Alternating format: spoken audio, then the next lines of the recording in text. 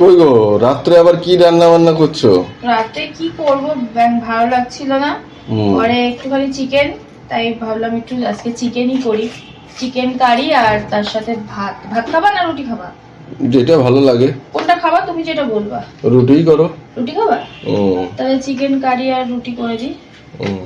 এই যে চিকেনটা সুন্দর করে ম্যারিনেট করছি। ম্যারিনেট করে একবারে কষিয়ে ছেলের জন্য করব, একবারে আমাদের জন্য করে দিচ্ছি।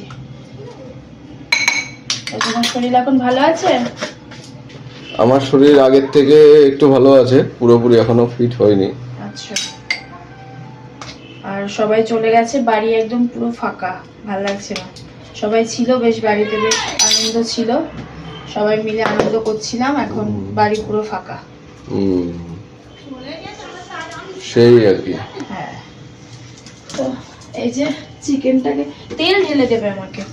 তো চিকেনটাকে যে সুন্দর করে এখন করে নেব, ম্যারিনেট করে নেব। খুব বেশি চিকেন না, অল্পই আছে চিকেনটা। অল্প চিকেনই কষা করব, ও তো খেতেই পাচ্ছে না, আর আমি আর একা কত খাবো। যাই হোক, অল্প চিকেন কষা কারি, কষা কারি যাই বলো, আর সাথে রুটি। রাতে এই মেনু। চলো আমি রান্নাটা করে নিই।